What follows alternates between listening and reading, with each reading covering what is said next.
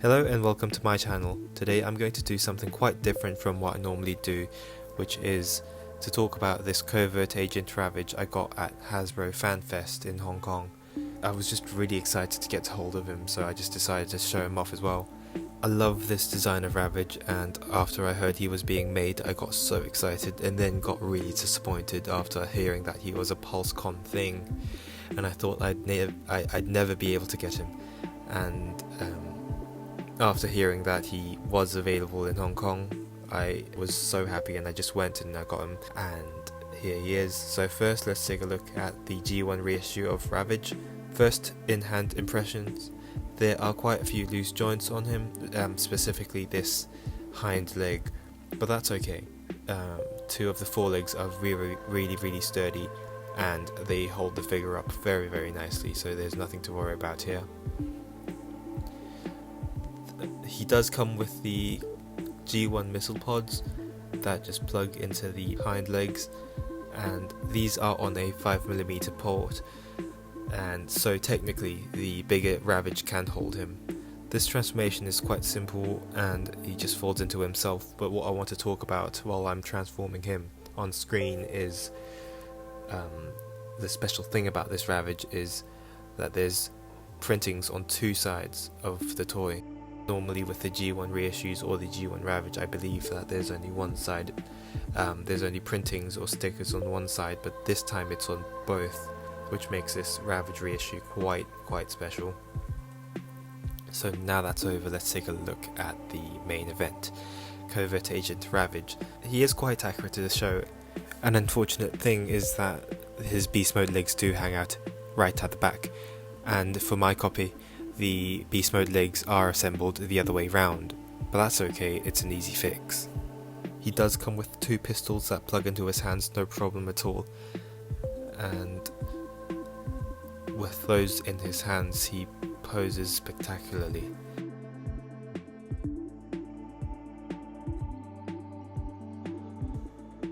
So for size comparison, here he is next to Revenge of the Fallen Ravage.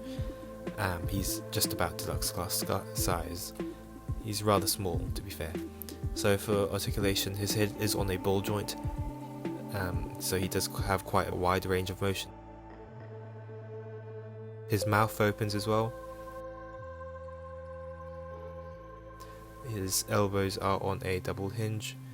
His arms go all the way out and does a full 360 as well. He does have a bicep swivel, which was quite tight on both of my biceps, and a elbows rotation as well.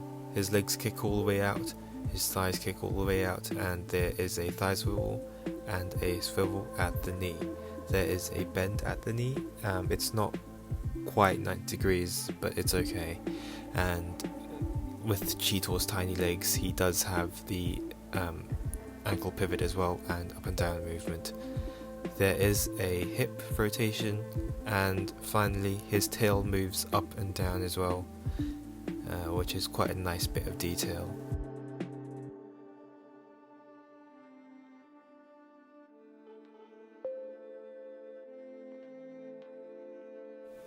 So rotating him on the side, you see these two little indents, little gaps that they've put into plastic. I just shoved the G1 missiles into them and they hold in very nicely and look very nice.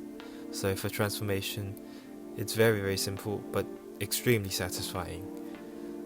Fold his arms inwards, make sure the fur parts are aligned, so do the same for the other one. There's a peg and a tab and they snap into each other. I'm such a fan of this upper torso transformation, and you're about to find out why. So fold out his beastnoid legs and that will reveal a cavity. Flip down his chest and fold in his robot mode arms into the chest. Pull out his beast mode head along with that little cover piece of fur and push his robot mode arms into the chest.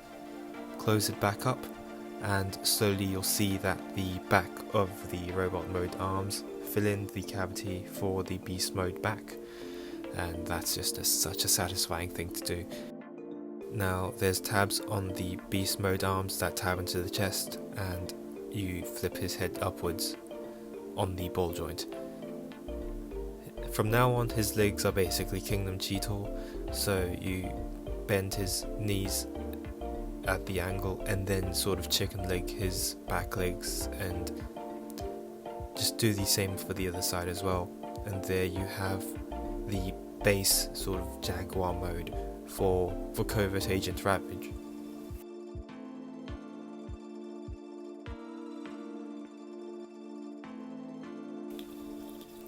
And he looks really cool. He just looks like such a buff panther as compared to Cheetor.